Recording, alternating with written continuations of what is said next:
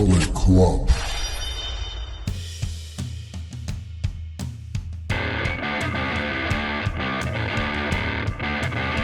Hello and welcome back to the channel, or welcome to the channel if it's your first time with us. This is Leanne Presents. I'm your host for this video, Leanne, and I'm joined by Alan, my co-host, and we're here, as you've seen from the title card, for our reactions to the WWE Premium Live event, King and Queen of the Ring, which took place in the Jeddah Superdome, Saudi Arabia, today. Saturday, the 25th of May. Literally finished, like what, 10 minutes ago? We got to watch it live. Thanks, time zones. So yeah. Although the French one was a bit more forgiving. It was, yeah. So it's, well, as recording, it's like literally just finished at about 9 o'clock in the evening. So we are doing this nice and fresh so that you get it as soon as possible. As always, these videos are spoiler heavy, so if you're planning to watch King and Queen of the Ring and you haven't already, we'd recommend seeing that first. But if you just want to see like a very brief overview and what we thought, then stay with us. If you want to check out our predictions, we'll put a link somewhere on the screen because we did have predictions for it previously. So yeah, you'll have a bit of context for what we're saying, as well as other things. Cool. Should we get into it? Yeah, I'm just watching Rags because he's wandering around. He's just had his dinner, so he's probably going to have a little nap somewhere and hopefully not cause too much chaos. Okay, so we had a match on the Countdown Show, which is unusual for WWE these days. But with a 2-hour countdown show. 2 hours. We had it on anyway. For 5 matches, you do not need a 2-hour recap show, honestly. It's only half the length of the show. Dear God. It's over half the length of the show. The show was only 3 hours. 3 hours. I don't know why. It's literally 2/3 the length of the damn show. Crazy. If you were to put the countdown for King and Queen of the Ring and King of the Queen of the Ring together, you get 5 hours. I guarantee you that will be the runtime of Double or Nothing tomorrow night. Start to finish. Buy into the end of the pay-per-view and it will be non-stop match after match. Probably. So we had the Countdown Show on because we didn't know at what point this match was going to be, and because we had it live, because usually we can just like skip through till we find it. Yeah. Couldn't do that. No. So but it's fine. So the match was for the WWE Women's Tag Team Championships, Jade, Cargill and Bianca Belair versus Indi, Hartwell and Candace LeRae. This was announced on... Oh, Rags is going crazy and might knock over a light, so we'll just keep an eye on that. Chaos. I think it was announced on SmackDown that this was taking place, so we did put that into our predictions, which Leanne's formally mentioned. Everything's... It's okay. He's going crazy. God. You're going to have to move quick, man, if you're going to... Okay, that's fine. I might just grab the toy that he's playing with. Yeah, let's just do that. We don't want... These lights are expensive. I don't want to... Okay. Right. It's out of the danger zone. Yeah, so it was on SmackDown that it got announced, so we would have put the update and the predictions video, which Leanne's already mentioned previously. In the Same with the winner of the semi-finals, as they're calling it. So Nia Jax beat Bianca Belair. Yeah. And Randy Orton beat Tama Tonga, which I'm really upset about. Yeah, but some shocking things happening. It's a bit crazy. At least it's not so... Well, no. It's not shocking because I kind of expected him to stick with Randy Orton. But I mean, like the Nia Jax one, that was a bit of a shocker. Yeah. But I wanted Tama Tonga in this, but you know. Definitely. All right, so this tag team match. Yeah, sorry. It was all right. Yeah. It was quite short. It felt quite short. I mean, do you know what I've got in my notes? It was longer than I expected. It wasn't 5 minutes. No. I literally expected this to be a squash. Yeah. Five and done. I felt like it didn't... I felt like it should have been an episode of Speed. 3-minute time limit. Yeah, they can be short. So it was a bit longer, but I don't think it was long enough to really give a showcase to anyone, really. No. The thing that stood out a lot for me was that Jade and Bianca entered separately. Yep. I mean, it's not cohesion, is it? A lot of teams that are like thrown together have their own entrance music still, but usually they like one will have like an almost mini entrance, and they wait at the top of the ramp, and then the other one comes out. They go down together, as a unit, rather than having completely separate entrances. So no, this was... They don't feel like a team. Nope, not by a long shot. I mentioned with the last PLE that they have got some tandem moves, and they did get a chance to show that off again. There was quite a good sequence of tandem stuff going on, which will... Was that the end one? Yeah. Which we'll get to, I suppose. But that was like it. That was the only team cohesion there was, apart from the matching outfits. Yeah. Which were very pink. But Candace and Indi didn't really get any... They didn't get out of the blocks. They didn't get out of the gates at all. They were just there to make Jade and Bianca look good, it felt They were basically enhancement talent. Yeah, which is sad, because those guys, they're really good, and they could go far if they're given the They opportunity. are both former NXT Women's Champions. I believe Candace won the Women's Champion. I'm pretty sure she did. We're sleeping on great stars that could go far. We've talked before about how it's always the same people getting pushed. Yep. Also, Jade's getting done dirty again by being on the pre-show, even though she was such a huge acquisition. She's getting done dirty again, but we'll cover that in a minute. Okay. All right. So the end, I don't know what to call the move they did. It was like a tandem stuff, and then they were kicking each other kicking people to help them flip over. Yeah, I have no idea. It looked pretty cool. It looked smooth. I did like that. So it leads a little bit into team cohesion, but they're not quite there yet. But it allowed Bianca Belair to pin Candace LeRae to win. And there's the key words there. Bianca got the pin, not Jade. Bianca got the pin. Even though Jade did the heavy lifting, it's always Bianca getting the pin. Yeah, a little bit. I mean, they look like they're having fun. That bugs the hell out of me. Mm-hmm. But in terms of predictions, we both predicted that one correct. Yes. We both predicted that Jade and Bianca would retain. Without a thought. Do you know what else really rubbed me up the wrong way? That didn't occur to me until after the match. Okay. What happened on Raw? Do you remember the four women's tag team match? Fatal four-way match to determine the number one contenders for the titles? Oh, yes. Yeah, who won that? I can't remember. Zoe Stark and Shayna Baszler. Yeah. Right? So why is Indi Hartwell and Candace LeRae getting a title match before the number one contenders? What is the point of having number one contenders if it's not going to mean anything? Yeah. Yeah. Mm-hmm. Nope. Didn't like that at all. So, yeah. Yep. But as a warm-up match, I guess, it's a bit of a weird choice for one, but... Yeah. Why would you have a championship match on the pre-show? Because the way his tag belts don't mean jack. Yeah. That's why. Well, I guess that brings us to the main show then. In Saudi Arabia. So the crowd's pretty rowdy. But it's a sort of different kind of rowdy to the France it's crowd. not quite France rowdy. They were just they're having a ball and having a great time, but I don't know whether they were paying attention. I get the feeling a lot of them weren't. I know. They did seem to have their own version of that, only two simplement to or whatever chant, but it wasn't the same chant, but it was definitely the same concept of being after a 2 count. So they were doing something. Couldn't make it out though. Couldn't make it out. It probably wasn't in English anyway. So I'm starting to wonder if they mic'd the crowd up really well for France. Maybe, because they were loud, and this crowd, it was almost muffled. You could effectively, even though it was in French, you could understand what they were saying. You could make out the words. Yeah, with this one, it was very muffled, and it is a bigger place, obviously, because it's more of a. The acoustics are not going to be as good. So I think it's more of a size of a stadium than an arena, but anyway.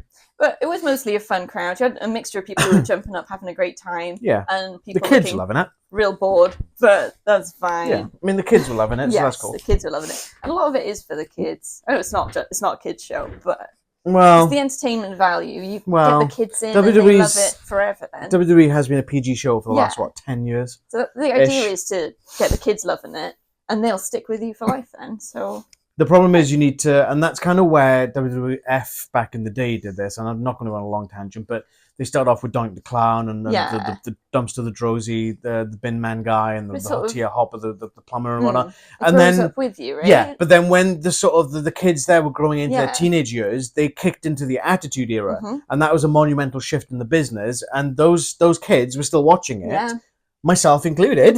Because they was growing up with the product. It felt more adult because that's what the Attitude Era was, And then they did Ruthless Aggression, Get the F Out, when it turned to WWE. And that was the campaign, Get the F Out, And then they just kind of went, we're going back to PG Era. And I think a lot of people tuned out at that point because of that.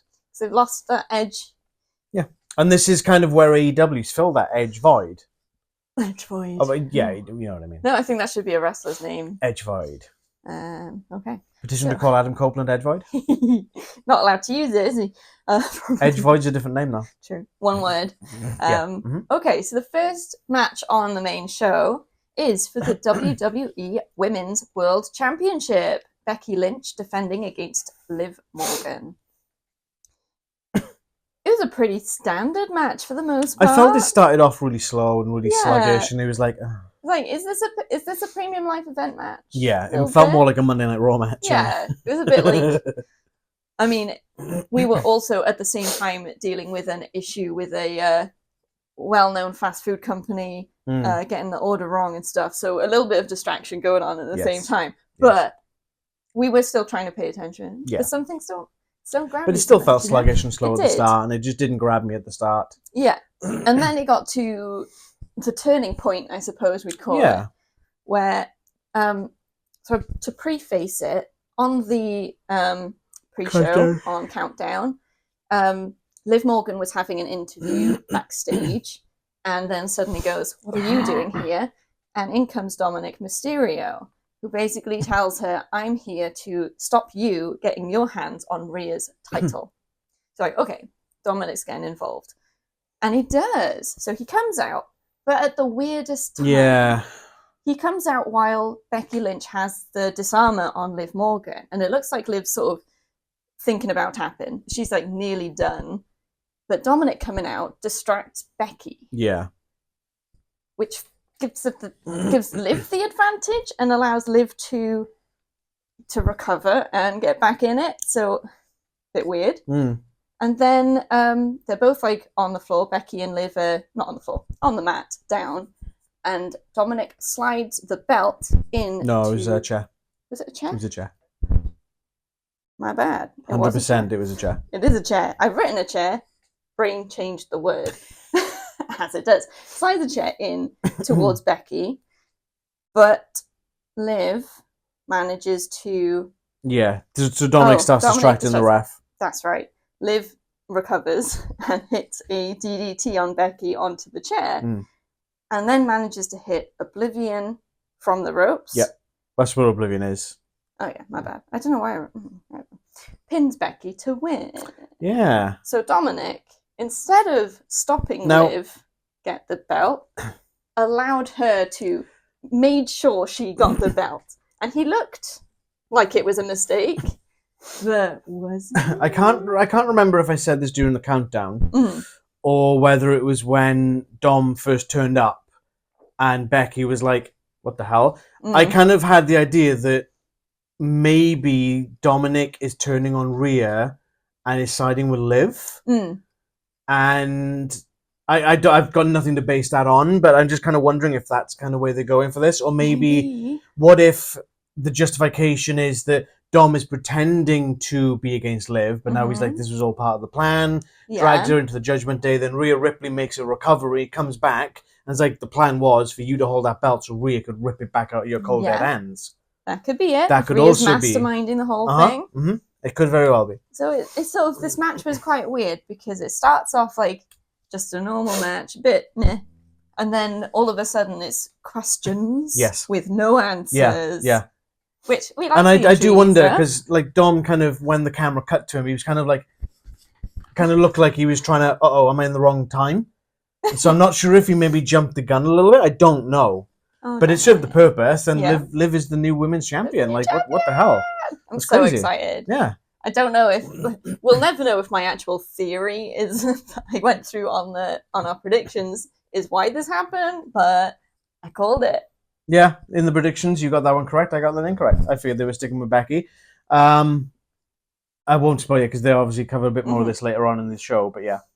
Yeah. So it was alright. It was they did get really good, and there was a lot of back and forth, which was really cool. And then they got really into it, and then that ending was like, what the hell? It was a bit. So probably a good starting match because it starts off quite slow and ramps up a bit. So. The one thing I'm a bit nervous about is that the last time Liv held the title, it wasn't a great run. Yeah. I'm hoping it's a lot more energetic and a lot more in depth this time around. Yeah. And I can't even remember why. I think it just felt like shallow. Yeah. Last time it just didn't feel good. I think she's more experienced now, and there may be a Judgment Day angle. That's wrong. It's not wrong. If there's an angle in there, it might help give her a bit of support. Plot twist: she's masterminding Damage Control. Oh, that's so much because he's very much feels like Solo right now, but we don't know what the plan is. Yeah. Pull the Valkyria. Let's go. We'll start finding out on Monday, I guess. Okay, so filler. WWE shop ad. Yep. There's an ad for the next episode of Biography, which is Eddie Guerrero. Which that'd be a good one. And an ad. Maybe a heartbreaking one. Yeah, for sure. It's not a good biography if you don't cry a little bit. Depends on whose story it is. True. And then there's an ad for the WWE Experience, which is in Saudi Arabia, so it makes perfect sense. So only a small filler spot. Nice. Don't get used to it. Nope.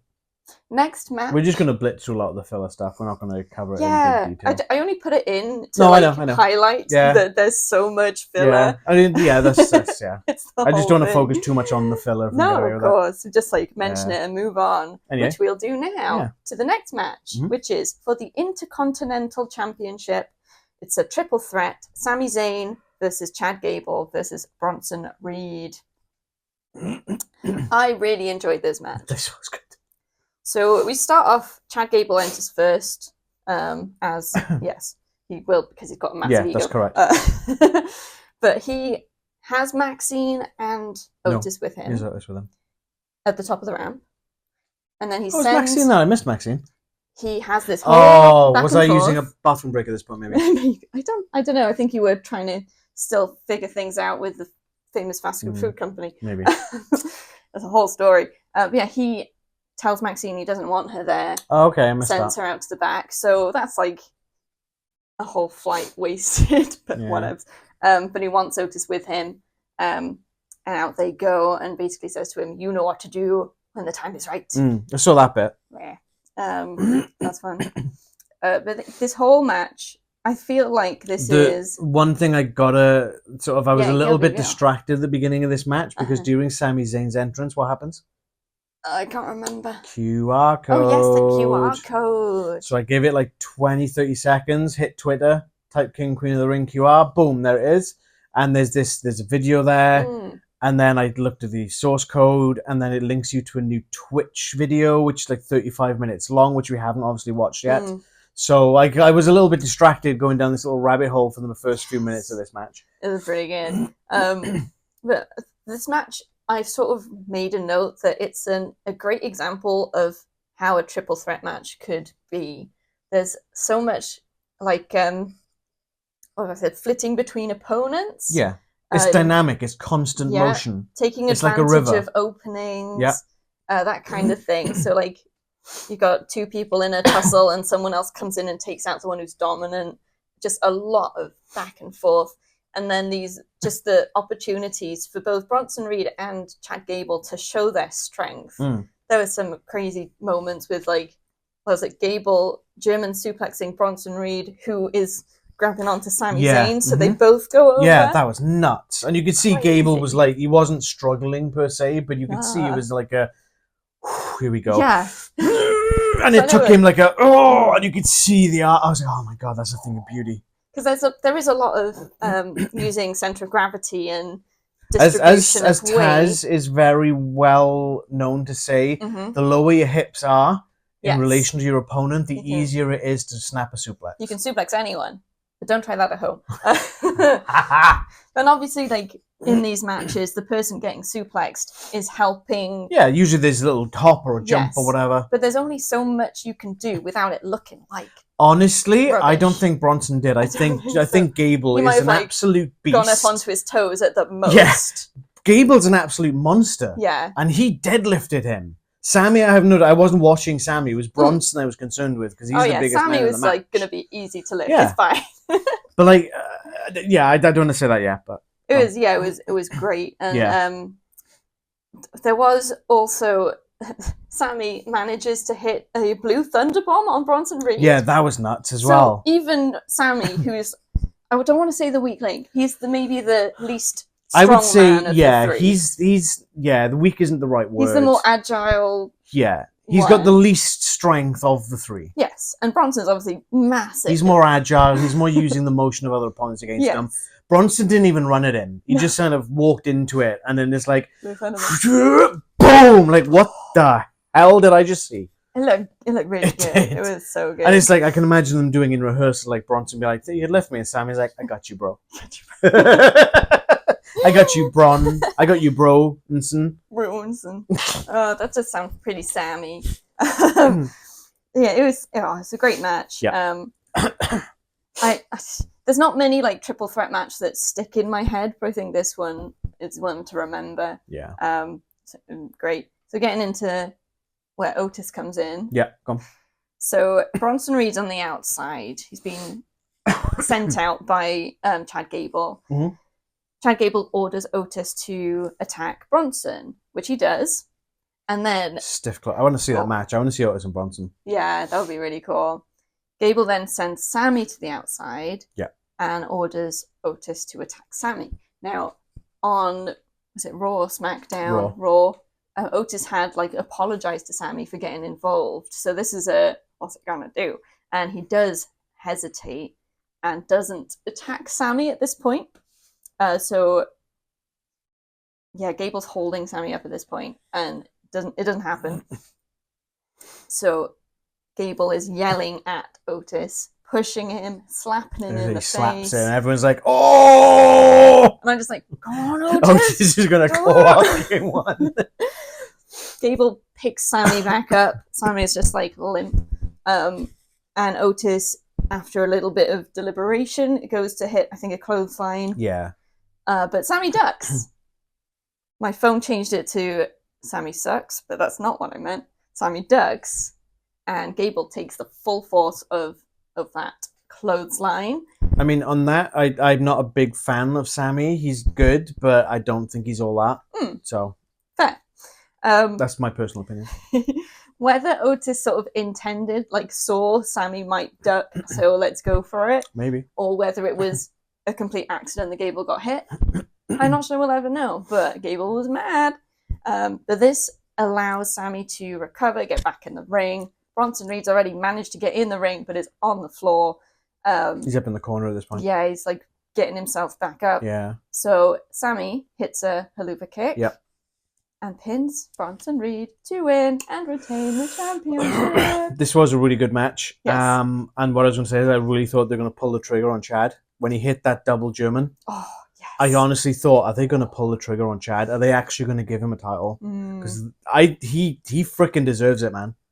What did they say? This is his first PLE match in 18 months? Something like that. That's crazy. BS. That's absolute so crap. Talented. He's so good. And he's reminding me, literally, and he's more and more, every time I see this gimmick and the more he comes out, he's reminding me more and more of Kurt Angle.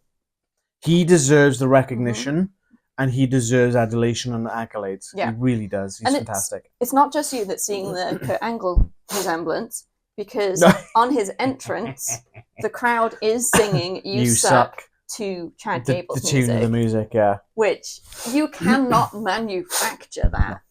No. But he's becoming Kurt Angle, but his own version. It's not like a carbon copy, it's his own thing, which is perfect. Yeah. Good stuff. In terms of predictions, we both predicted Sami to retain, and we both got that correct. Boop, boop. Filler! As you're expecting. So they do a little promo spot for an event that happened at WWE Experience where there was a women in sports panel and they talked about women in sports. Pretty cool. There was an ad for WWE Speed. I don't like it. It's fine. Ricochet deserves better. Then we had... Well, I think so too. Yeah, it's 3-minute matches. Come on. It's not believable. Then we have an ad for SummerSlam 2026, which is a 2-night event that has been announced before SummerSlam 2025, but it's fine. Whatevs. I don't want more. So that's where SummerSlam 24 takes place. Jesus.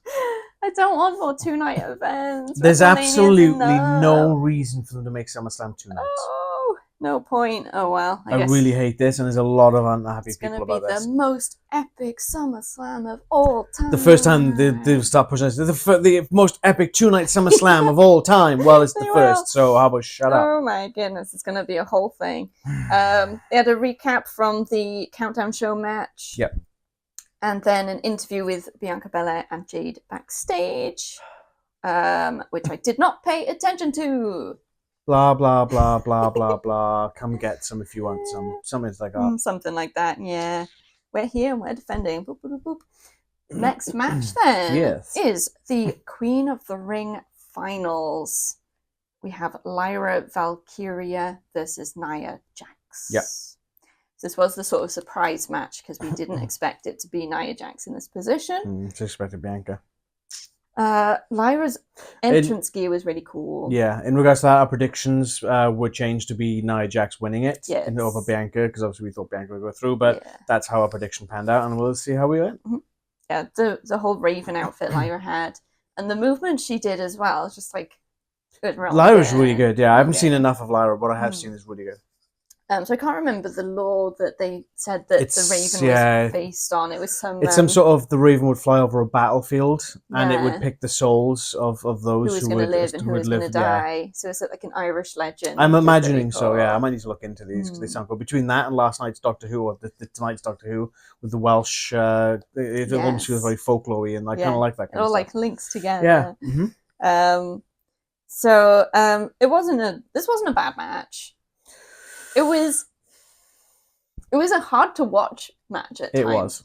So essentially, you've got a David and Goliath situation, and Lyra Valkyria just taking a beating, getting sat on, getting squished in the corner, and it was pretty. It gives a whole new watch. meaning to the word squash match. Yeah, it was because usually, like, you have these matches where you've got an underdog, but there's moments of hope, and they keep you holding on. And there were a couple of moments where Lyra got the upper hand. She did hit a tornado DDT on Nia Jax, which was pretty good. But those moments were not enough to keep me going. I was like, oh no! I think the crowd felt quite flat as well. It seemed like it help. just. Oh. If this, and I can't believe going to say this, if there was Bianca, I think this would have been a very different tonal match. Yes, I think so. It just felt like there was absolutely no chance. And how do you keep engaged in a match where there's no chance? I know, like, Lyra beat Io Sky, which is huge. But Io... They're the same sort of size and build, whereas Nia Jax is a bulldozer compared to Lyra. If we'd had some moments where Lyra had beat someone that was bigger than her, but not as big as Nia Jax, we'd have had some sort of ramp up to believing that she could do it. But it just felt like doomed from the start. Yeah. Which just doesn't... It gives the phrase uphill battle a whole new meaning, because it feels like Lyra was here and the uphill battle wasn't a hill, it was a mountain. I just wanted to give her a hug. Like, it's okay. She'll bounce back. But she wouldn't have wanted to be hugged because there would have been flashbacks to getting squashed. Jax has Valkyria up for a crucifix bomb on the turnbuckle, like middle rope, I think it was. I'm not sure. No. She was going to look like she was going to do a Samoan drop. And I felt like Lyra was going to hit the crucifix bomb. Oh, right. My bad. I got mixed up with what I was seeing and what I was hearing. Yeah. That one. So the Samoan drop. She kind of transitions down to try and do a sunset flip bomb. Yes, so Valkyria does manage to get down onto the floor and looks like she's trying so hard to rip Jax off the top. But I'm just there going like, she's going to get sat on. And she got sat on. Just Nia Jax just drops right on her chest. It just can't. That cannot be. How can you do that safely? She's not holding on to anything. That's the full weight of the woman. Yeah. Oh my goodness. I could feel it in my chest. So that is the pin. And Nia Jax is the winner of the Queen of the Ring tournament. And as such, as Triple H announced, I can't remember if it was yesterday or the day before yesterday, the winners of the King and the Queen of the Ring tournaments will get a championship title match at SummerSlam. So effectively, this is the Royal Rumble of SummerSlam. Yeah. Effectively. It's an interesting addition because it does feel a bit like the King and Queen of the Ring just doesn't actually lead anywhere. Well, So- back in the day, it did. You think Yeah. about Stone. Like, I keep harping about this quite a No, lot. it's 1996, Stone Cold Steve Iconic. Austin. Mm. If Triple H had won that, would it have done the same way? Because Triple Yeah. H was meant to win it Mhm. in their first instant, and because of the curtain call, they went, right, you're being punished. Yeah. Stone Cold Steve Austin's in there, and look what he did for the industry. Look what he did for the business. Yeah. Strapped the rocket to him. You know, Triple H won it. Look what happened to him. Mhm. But You know? the last ones that I remember. Yeah. Well, there's only been they haven't done really- many King of the Ring since. I think Baron Corbin won No. it since you've been King watching. Corbin. Xavier Woods has won Mhm. it, but he got injured, and obviously Yeah. whoever's going to win the next one, obviously the Queen of the Ring. Do you remember the first Queen of the Ring was? It was Zelina Vega Correct. twice. No, just the one. No, why do I This think is she only won the it second twice? time we've had Queen of the Ring. Yeah, I don't know if she like enjoyed it for a bit and then that was it. But again, It's they didn't just do anything with it. gone. So this is sort of bringing it back to maybe having more of an impact. I hope so. I don't know. I hope so. So yeah, Triple H does come out and crowns Nia. She goes down on one knee so he doesn't have to reach up, I guess. He crowns her. And she gives a little promo in the ring, which is like really playing up the heel aspect. And saying like, I know you're not happy for me, but I'm happy for me. And that's what matters. And I'm going to do what I want to do. And I'm going to be the champion. And I quite like the attitude. I think that was the best promo I've ever seen Nia Jax do. Yeah, it really like made me feel like, ooh, she's bad. You know? But she's a heel. in my mind, if anyone can overcome Nia Jax, it's Bayley. Yeah. We'll see. We'll see. I mean, Bayley might only be champ at that point. In terms of predictions, we both altered our predictions to be Nia Jax, as mentioned earlier, and we both got them correct. Yep. Okay, some more filler for you. So there's an ad for a UFC event that's happening in Saudi Arabia. Yep. An ad for NXT Battlegrounds, which is coming up. And then we go backstage to Becky yelling at Dominic Mysterio. Who's apparently been yelling at him since the end of the match, so about an hour. Yeah, it's been a while. And then she has an interview where she announces that she has a rematch clause in her contract and she's going to utilize that. I think she said on Monday. On Monday Night Raw, yeah. So she's going right in there. So Liv versus Becky Monday Night Raw. And this is where we find out what's going on with Dominic, really, I think. Yeah, quite possibly. We'll see. We'll see. So yeah, some interesting stuff. Mhm. And then we move on to our next match. The King of the Ring finals. Yep. So they back-to-back on these ones. This is Randy Orton versus Gunther. Yes. So we didn't have to change our predictions on this one, did we? It was No, because you predicted Orton was going to beat that's Tama. right. And I kind of surmised they were going to beat Tama as well, but I was hoping for the other. Mm, I still picked Gunther on this one. awesome. So this could be where I tie it. Maybe Tie it back. This was a good match. Yes. Very clinical, very Yes. methodic. There's a lot of grappling and holds. Yes. I'm trying not to get mixed up with other matches now. Oh my goodness, my brain. Oh dear. Everything is fine. Before the match starts, they show Tiffany Stratton and Carmelo Hayes in the crowd. Yep. Because usually they show like Slabs. famous people outside of wrestling, but I guess no one wanted to go. So Well, let's go to Saudi to watch a wrestling show. But it's it a long probably way to go. takes like what, 10 hours to fly there? Yeah. So But it's cool. I mean, it does mean that these and I mean people- no disrespect to anyone from Saudi Arabia, Not at but I all. don't know any It's a long famous way. the only famous person I know from Saudi Arabia is the comedian guy that showed up at the last event. Yeah. I can't remember his name, Ibrahim something or other. We'll get to that. Yeah, because I know they mentioned he was going to be at Yeah. this event, so that's the only person I know, and I don't even know him. Yep. You know, So I'm guessing these people were either already out there because of SmackDown, or they just wanted they to took go over the along. majority of the roster Yeah, which is for pretty cool. press and different events and stuff. So at least they got a bit of time on TV. And obviously, bear in mind the WWE Experience thing is there, so that That's probably true. helped to push They some would of have done that. signings and I'd imagine so, all yeah. sorts. Because Kevin Owens is on the pre-show on the countdown. Yes. This was very clinical match. Very. With these two, what do you expect? There's a lot of preempting, or I guess. Yeah, Gunther had obviously studied Randy and knew exactly how to react to things, which was I like to very think much that his style. Randy didn't study Gunther because he's done pretty much everything. Yeah, so he's like thought he could take him. The one thing that really bugged the hell out of me in this match, Mhm. Randy taking about 10 minutes to get into the ring. Oh, he walked so slow. Dear God, I hated that. So slow. And then he like stops part way. He's like stretching a bit. Okay. Like, I get mind games and stuff, but when you hear the chorus 4 or 5 times on an intro, you know that's taking the mic. Yeah, the crowd were into it. That's good. Yeah. I mean, I didn't write a huge amount of stuff other than. I think he was going for the great. world record of longest walk to the ring, because Undertaker probably still currently holds that, right? Yeah. From one of those WrestleManias when that ramp was like 100 yards. Oh, goodness, yeah. Very, very long. Do you have anything on this before the finish? No, I thought it was a great match, very clinical. Okay. I can't say anything about the other bit yet. Right, let's get to the finish. Oh boy. Oh boy, okay. Randy hits an RKO on Gunther. Yeah. Gunther kicks out of the pin attempt and rolls Randy up to pin him. Yeah, it's like a crucifix pin. Ref counts to 3. However, this is the most obvious his shoulder was up.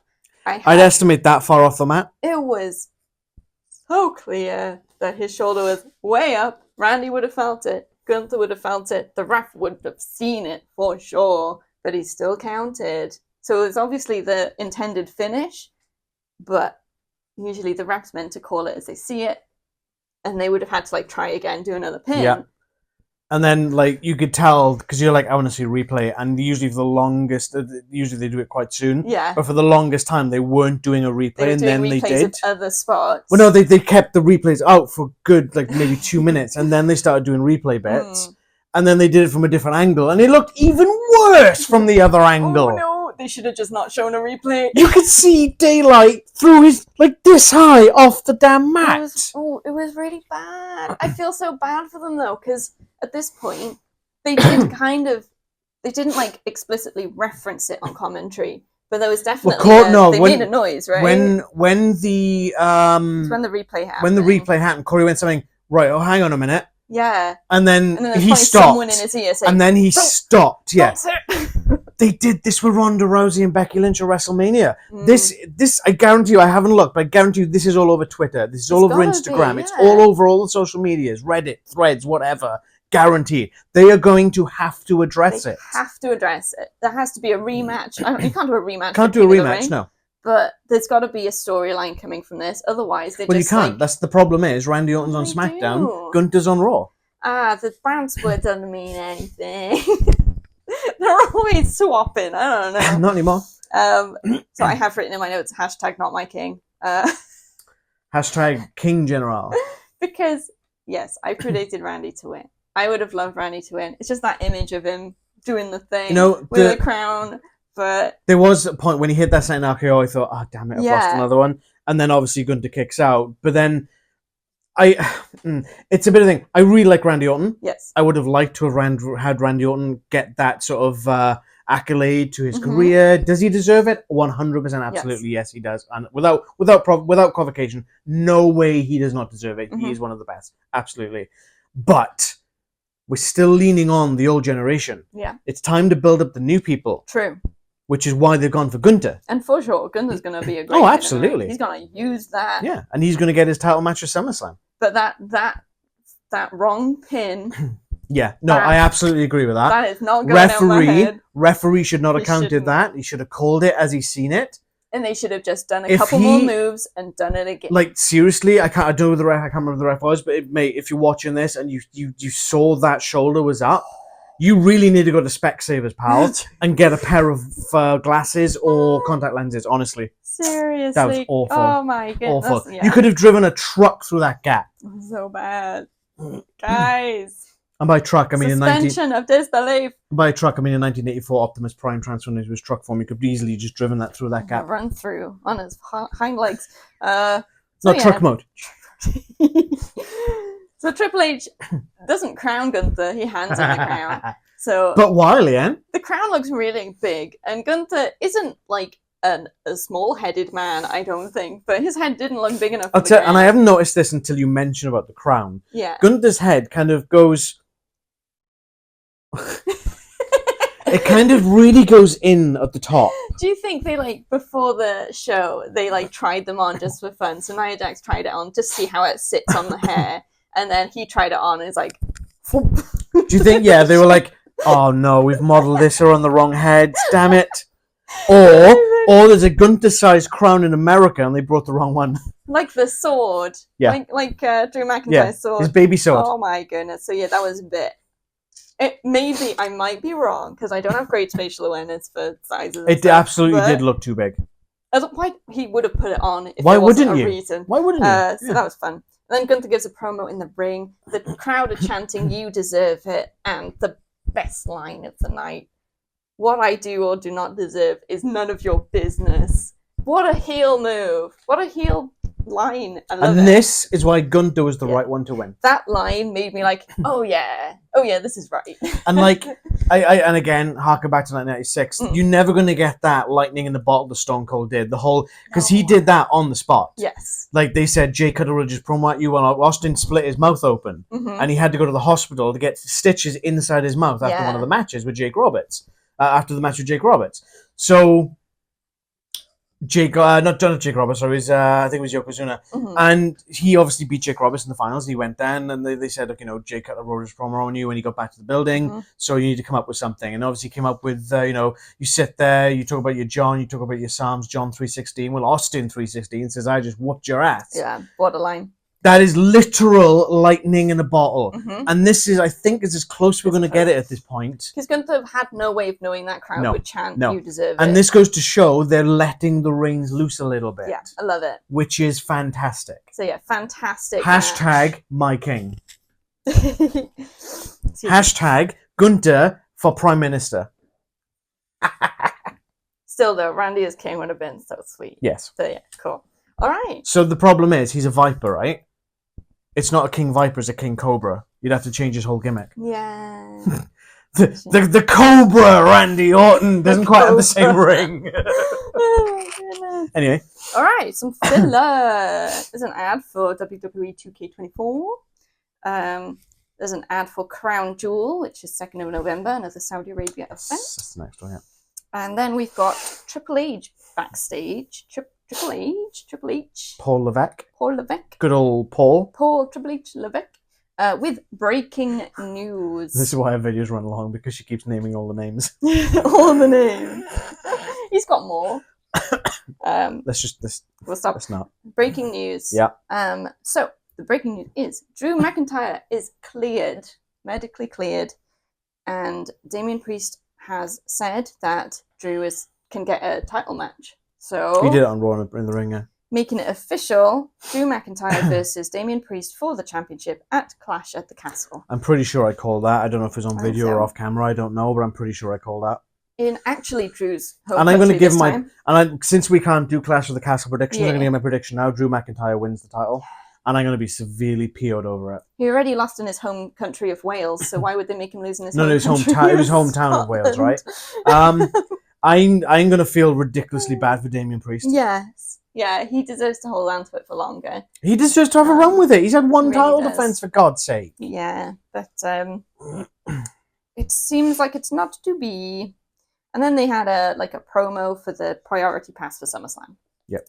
The one night edition. I think we'll go to your favorite segment of the show. Leanne, signs of the PLE. Leanne, signs of the PLE. I used more blue tag. So they're not falling off this time. All right, signs in Saudi Arabia. Let's just address that it's not always good. Let's address the camel in the room. Oh, no. Don't get us cancelled. They're not always great. They're not always great at all. But there was one sign that I was umming and ahhing whether it saved it or ruined the whole thing. But we're going to... Ooh, you can interpret it in different ways, but we'll get there. So, special honorary mention to the bad sign of the PLE, which was a sign that said Sami Zayn, but Sami is spelled wrong. It's got a Y at the end instead of an I. So yeah, not so good. Our runner-up then for signs of the PLE is Saudi Nightmare. So it's obviously Cody Rhodes, and they'd I think, I could be wrong, that they've coloured the Cody's symbol in the Saudi Arabia flag colours instead of the... I didn't clock that. That's my assumption. I could be wrong. I don't know what the flag looks like. I did not clock that. But that's my assumption. Maybe, yeah, maybe. Cool, good chat. But the winner, Leanne's Signs of the PLE, is American Nightmare versus Social Media Nightmare. Just all-round nightmare. All-round nightmare. You can interpret it one way or the other. I don't know. You could take it as a compliment or as an insult. Social Media Nightmare. I'm going to say it's an insult. Social Media Nightmare. Agreed. Agreed. Ask the Akigahara Forest in Japan. Yes. Anyway. So yeah, that's the winner. Is the only decent, really decent sign. So if you are the person or you know the person who owns that sign and can send proof, I'll send you something, a little prize. Congratulations. And that was the Signs of the PLE, the Signs of the PLE plat. I'm not going to throw it because it might fall apart. It might. Any minute now. Okay, are you ready? Yep. It's time for the main event. Very good. So this was for the undisputed WWE Championship. They keep putting a different word in. Cody Rhodes defending against Logan Paul. The original title cards and everything said undisputed WWE Championship. It was only when they put that little plate up about halfway through the match it said Universal Championship. And it threw me off. Yeah, I don't know what the hell's going on. They need to make up their damn minds. They really do. So they show more superstars in the crowd. There's Piper Niven and Thingy. What's her name? And LA Knight. I think I definitely took a toilet break probably. at this point because I don't remember seeing Piper Niven. They show a couple people. It's pretty cool. And they announce Ibrahim Al-Hajjaj. That's the guy. As the special guest ring announcer. Comedian. Yeah, comedian. I think he's a film. I think he's a film star as well. So comedian, film star, the actor. Yeah. Cool. Pretty cool. Yep. He announces them in, which is all right. Yeah.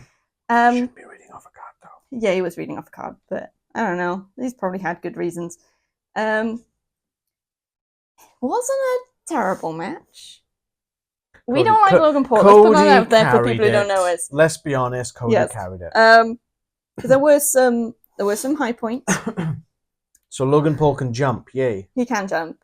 The frog splash is not bad. It's alright. He's got really long legs, so it accentuates it. And there's it's more like a daddy long leg splash. Very much. So it's he needs to stop doing the jump flip over the top rope clothesline thing because that just looks like ass every time he does it. It doesn't quite work, does it? He lands on his legs and he's like, oh, I've lost my balance. Clothesline! Bambi legs. It's not like you watch Hangman Page do it and then you watch this guy do it and it's complete different universes. Yeah. It's not even different worlds, it's completely different universes. Hangman Page has that down pat. It's whoomph, land, smack. Not whoomph, land. Woo. Smack. Oh wait, you're still going. Smack. Or in this case, miss. It starts off fairly standard match. There's a lot of ankle picking going on. Yeah. And like tripping people up. Cody's got an amateur background, so. Yes, and they were saying that it was Logan's boxing stuff that lets they were saying about ankles. Yeah, but then that's not. I mean, unless they're talking about kickboxing. Maybe, yeah. But I don't care about Logan Paul. I don't. We don't want to know. But yeah, that was sort of a bit of a theme for a little bit. And then partway through the match is where stuff goes down. So as expected, Logan Paul's cronies are out. So they're at the side, one's got a Prime bottle, the other one's in a Prime t-shirt. One's got a camera. Yeah. Something happens in the corner that means that Cody Rhodes has this Prime bottle and he like yeets it at Logan Paul's head and doesn't get disqualified, even though the ref is literally counting for count out, so it's clearly looking in their direction. I guess ref discretion. Sometimes there'll be a bit of leniency. It's just like, he deserves it. But then Cody hope it was filled with cement. Cody has a fight with one of the cronies then. Off to the side, so the ref's trying to sort them out, which allows the other crony to hand brass knuckles to Logan Paul. Because Logan Paul had previously given brass knuckles to Michael Cole, said he was promising not to use them. Yeah. So Logan uses the knucks against Rhodes right in the stomach, which has been injured, I think. Like the ribs. He's been working on the ribs, yeah. But then the surprise, really, is that Michael Cole just starts yelling at Logan Paul. It's like, you promised. Go on, Michael Cole. this is wrong. You shouldn't be doing this. Absolute he promised beast. So, and Logan Paul takes the bait and is yelling back at Michael Cole's like, "Who are you?" This kind of stuff. I don't know. Corey kind of gets in the middle of them, separates them, stops them from fighting. But it does allow Cody to recover from the stomach shot, which is pretty cool. Next thing you know, Cody's diving through the ropes and slamming Logan Paul on the table. It's like, oh, where'd that come from? Michael Cole MVP so far. I did write down another of my favorite lines of the show where Cody had some kind of leg lock thing on Logan Paul. It was a figure four leg lock. Figure four leg lock, and it was a leg lock. I just couldn't remember what type. And it's just Logan Paul like practically crying, going, "Chill, dude, you're gonna break my leg." It was so funny. I had a poor little baby doesn't want his leg broken. Maybe we should get out of the damn ring. Like, what tap? Yeah, exactly. You can stop this. Just literally, if you don't want your leg broken, tap. It was fun.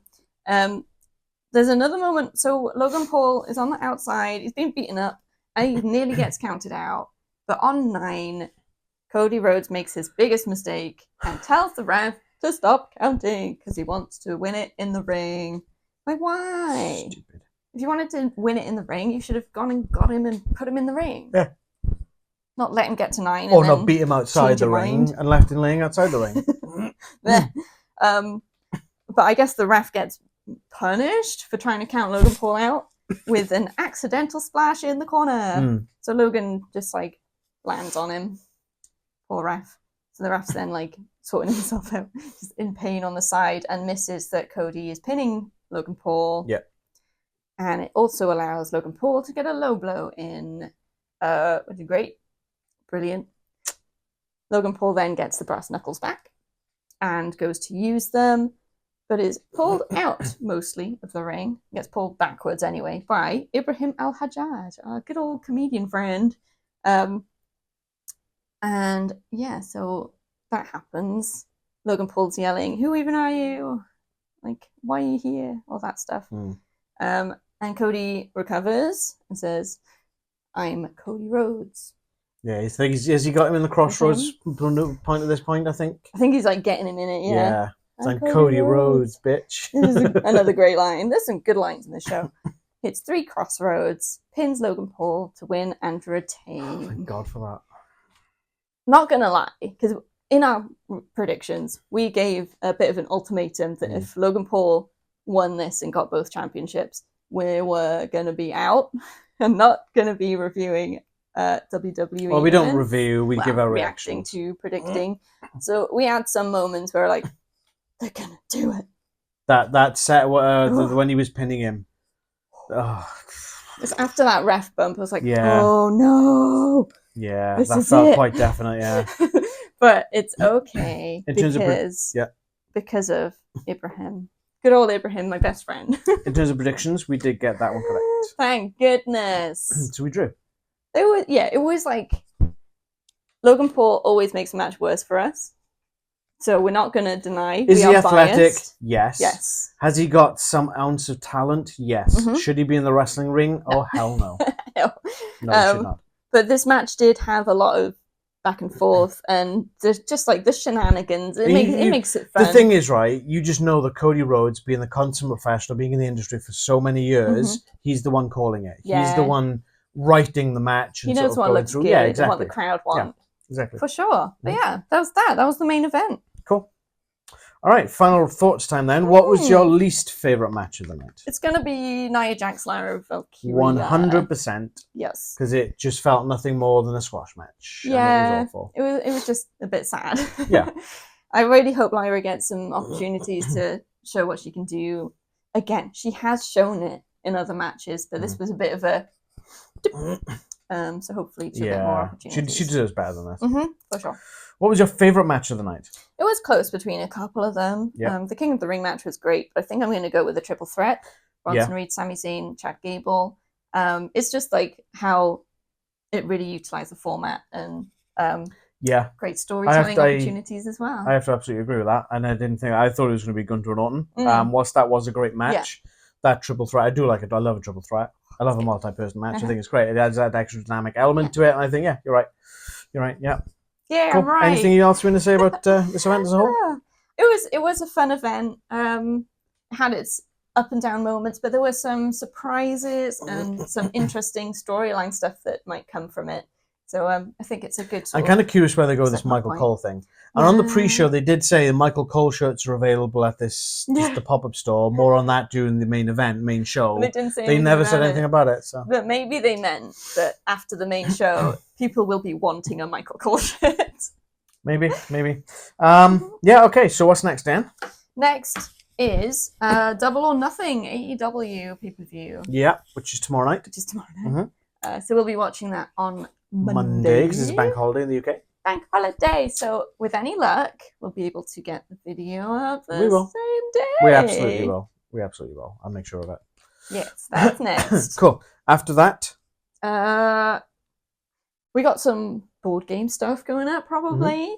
In terms of wrestling, I guess it would be Clash of the Castle, but we're not. Which we can't do here for that. Because we're not here for that. Sorry. So after that, I can't think any further. No, that's fine. The next event after that will be AEW's Forbidden Door. Awesome. I want to say 30th of June. I want to say that's gonna be good. I'm still holding out hope for Evil to be at this event. I kind of hope Tetsuya Naito makes an appearance again, because last year's it felt a bit lackluster, and Tetsuya Naito deserves better than that. But yeah, and then we don't know when it is happening yet, but Money in the Bank will be next, I believe. Okay, cool. I think that's usually the July PLE for WWE. I feel like we should know when it's going to be by now, because we know when SummerSlam 2026 is. Take us away, Leanne. Oh, thank you so much for watching. Please like this video if you enjoyed it, and hit the bell to be notified when we drop more videos. Follow us on socials. Our link tree's in the description below, which will take you to Facebook, Instagram, and X. You can join in the conversation, talk to us in the comments below or on our social media. Let us know what your favourite match tonight was. Where do you think the Michael Cole thing's going? Who knows? Is it going anywhere? It might not. This is WWE. Yeah. But that's it. We appreciate you so much. Thank you for joining us. And until next time, don't let that giant Saudi Arabia bird get you, because that thing is massive. She means the thing. Come on, Mike Tyson, let's go.